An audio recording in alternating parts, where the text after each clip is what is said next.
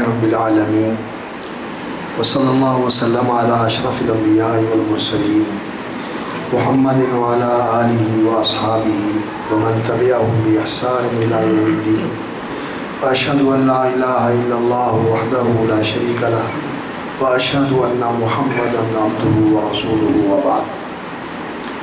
اصحاب الفضیلہ، العلماء والمشائخ الکرام، عزت مآب احباب گرامی، حاضرین کرام،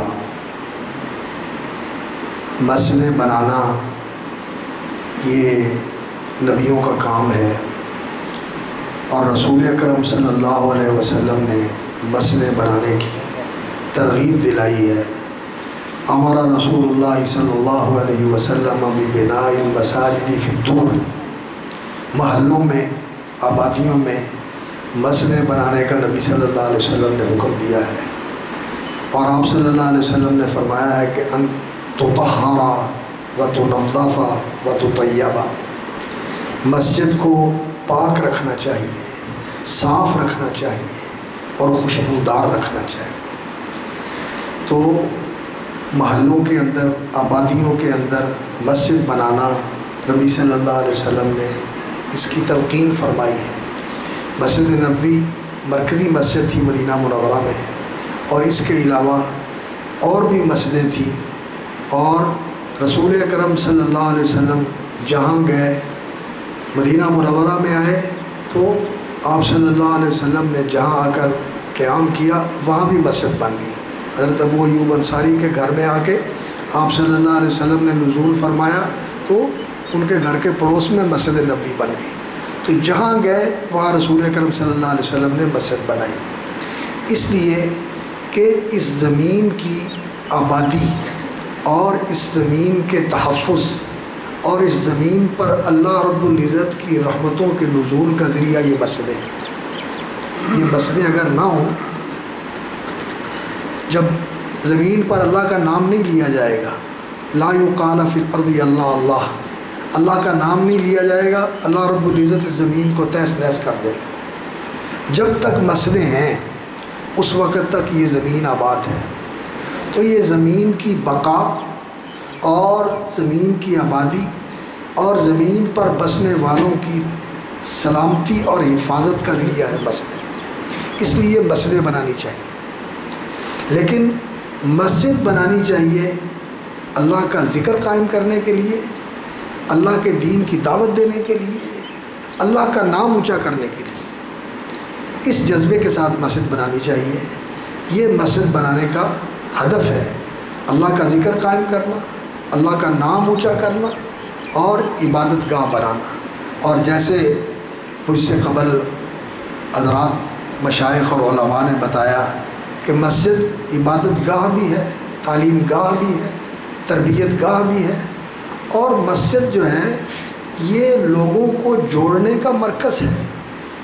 یہ لوگوں کے اندر الفت، محبت، اجتماعیت، یگانگت، دلوں کے اندر قربت، یہ پیدا کرنے کا مرکز ہے۔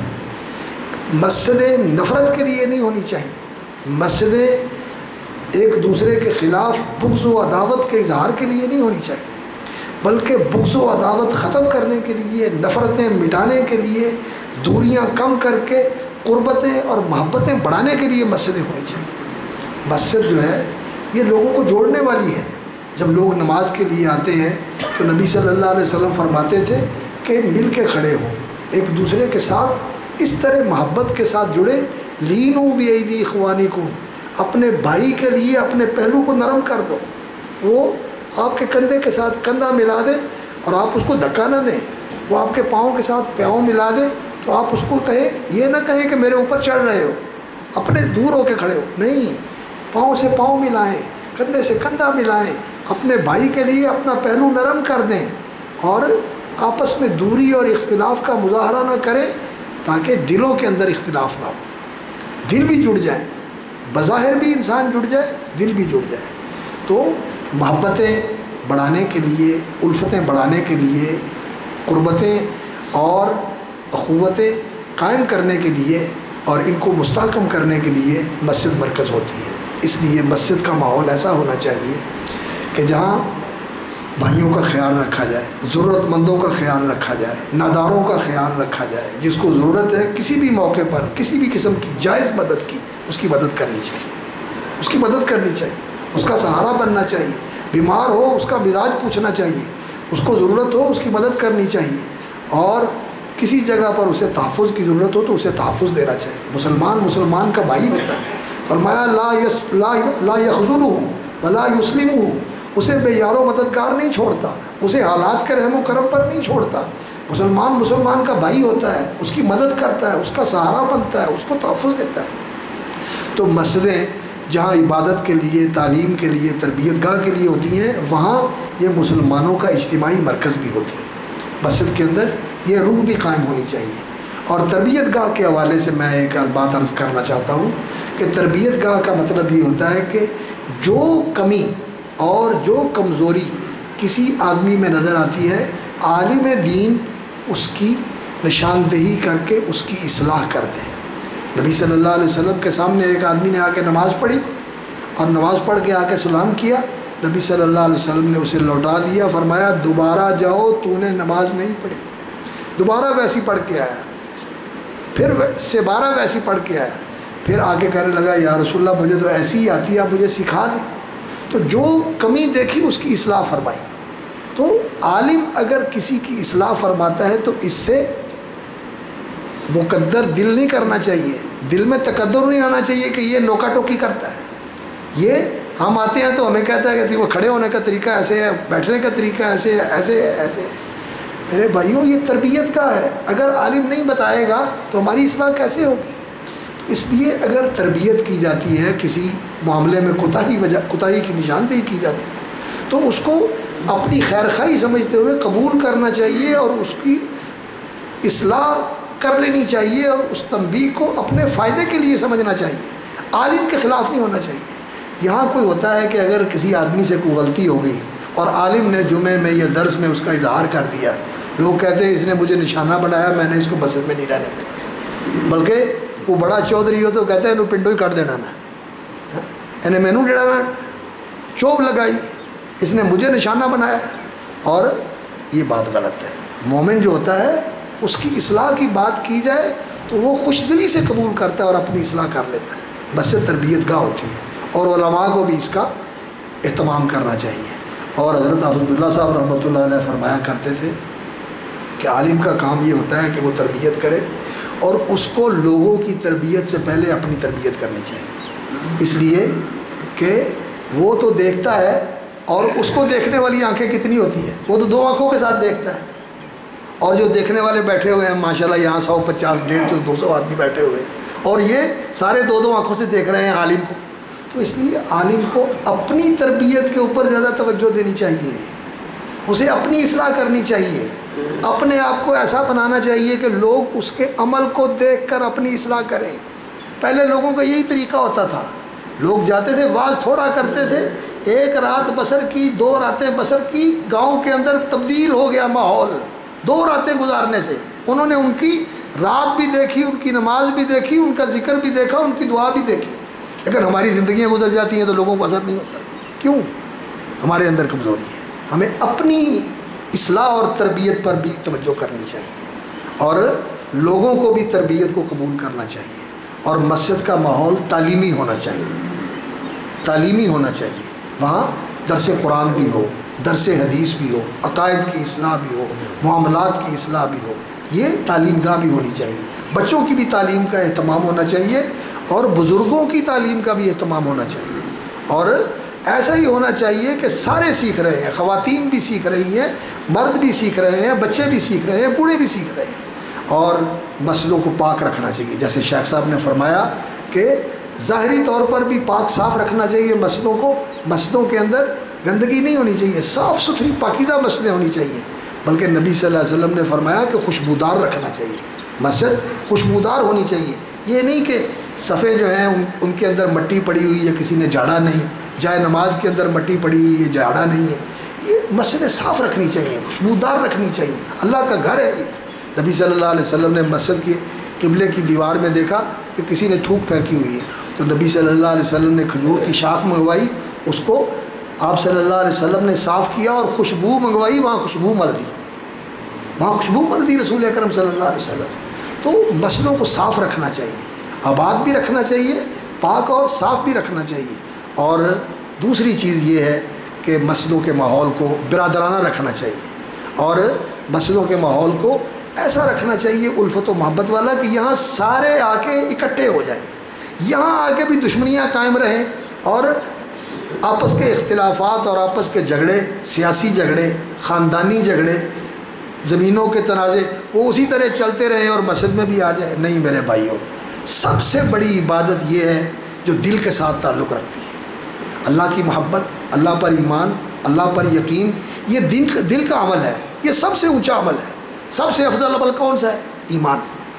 اور ایمان کس چیز کا نام ہے؟ یقین کا نام ہے۔ یہ ایمان اور یقین یہ دل کا عمل ہے۔ تو دل کے اعمال کے اوپر توجہ دینی چاہیے، اور جو سب سے زیادہ توجہ دینے والا عمل ہے وہ دل کو پاک اور صاف رکھنا ہے۔ کس چیز سے؟ بغض سے، عداوت سے، نفرت سے، دوسروں کی حقارت سے۔ دل کے اندر یہ چیز نہیں ہونی چاہیے۔ وہ صحابی جن کا عمل دیکھنے کے لیے عبداللہ بن عمر رضی اللہ تعالیٰ عنہ اس کے گھر میں 3 دن مہمان بنے تھے، اس کا عمل دیکھا، کہنے لگے عمل تو کوئی غیر معمولی نہیں ہے، نہ کوئی بہت زیادہ قیام کرتا ہے، نہ کوئی روزہ رکھتا ہے، نہ کوئی ساری رات نفل پڑھتا ہے، عام عبادت کرنی جو مسلمانوں کا طریقہ ہے وہی ہے۔ تو تیسرے دن اس سے پوچھنے لگے کہ چچا میں آپ کے پاس آیا تھا آپ کا عمل دیکھنے کے لیے، کیونکہ اللہ کے رسول صلی اللہ علیہ وسلم نے کہا تھا کہ یہ جنتی ہے۔ ایک دن بھی کہا، دوسرے دن بھی کہا، تیسرے دن بھی کہا۔ تو میں نے کہا کہ میں دیکھوں یہ جنتی کیا عمل کرتا ہے۔ ان لوگوں کا شوق یہ تھا کہ وہ جنت والے اعمال کے بارے میں ہمیشہ جستجو رکھتے تھے کہ جنت والا کوئی ایسا عمل مل جائے جس سے انسان جنتی بن جائے۔ تو انہوں نے اس کا عمل دیکھا، لیکن انہیں کوئی غیر معمولی عمل نظر نہیں آیا۔ انہوں نے ان سے پوچھ لیا آپ کیا کرتے ہیں؟ کہنے لگے بیٹا جو آپ نے دیکھا یہی کرتا ہوں۔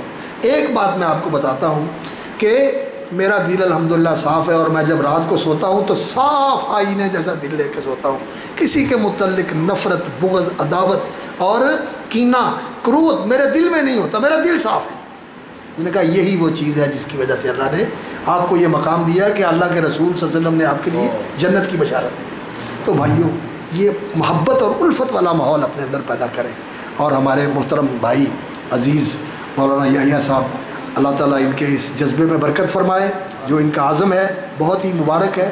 دور کی آبادی میں مسجد کی بنیاد رکھ رہے ہیں، اور وہاں ضرورت بھی ہے، اس لیے کہ آبادی وہاں ایسی ہے جو بے خبر ہے، جن تک بات صحیح معنوں میں پہنچی نہیں ہے۔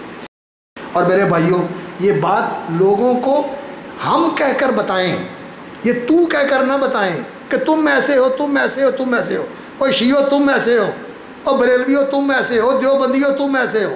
نہیں، ہم سارے مسلمان ہیں، اور ہم مسلمانوں میں ایسے ہیں جو ایسے کر رہے ہیں، جو ایسے کر رہے ہیں، جو ایسے کر رہے ہیں۔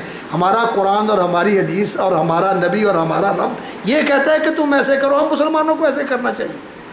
آپ ان کو اپنے ساتھ ملا کے دعوت دے دیں، آپ جو بات بھی کر دیں گے انشاءاللہ کڑوی نہیں لگے گی، لیکن تو کر کے کہیں گے تو لوگوں کو اس سے پھر ان کے اندر الجھن پیدا ہو جاتی ہے۔ یہ ہمارے خطباء اور یہ ہمارے واعظین اور یہ ہمارے جو سٹیج کے ماشاءاللہ زینت ہیں، انہیں اس نزاکت کا خیال کرنا چاہیے۔ میرے بھائیوں رسول اکرم صلی اللہ علیہ وسلم جب کسی آدمی کی اصلاح کی بات کرنی ہوتی تھی تو آپ یہ کہتے تھے کہ لوگ ایسا کیوں کرتے ہیں، لوگ ایسا کیوں کرتے ہیں، یہ نہیں کہ فلاں نے ایسا کیوں کیا، لوگ ایسا کیوں کرتے ہیں۔ تو یہ تربیت کا ماحول اور دعوت کا اور اپنائیت کا ماحول ہمارا ہونا چاہیے۔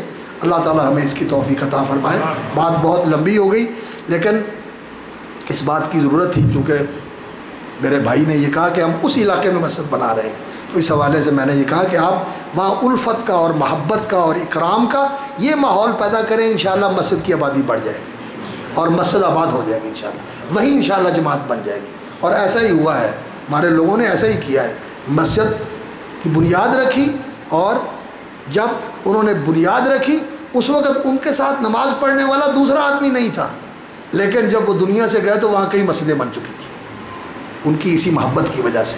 آج محبت فاتح عالم، اس محبت کے ماحول کو اجاگر کرنے کی اور اس کو فعال بنانے کی ضرورت ہے۔ آپ پیار کیجئے لوگوں کے ساتھ، اکرام کیجئے آنے والوں کے ساتھ، اور درد دل کے ساتھ اور خیر خواہی کے جذبے کے ساتھ دعوت دیجئے۔ انشاءاللہ اس دعوت کے اندر آج بھی کشش ہے اور آج بھی تاثیر ہے۔ اللہ تعالیٰ قبول فرمائے۔ اب میرا خیال ہے ہم اٹھیں اور چلیں اس طرف، وہاں چل کے دعا کرتے ہیں۔ اللہ رب العزت مبارک کرے اور آسان فرمائے اور آپ کا آنا قبول فرمائے۔ سبحان ربک رب العزت عما یصفون وسلام علی المرسلین۔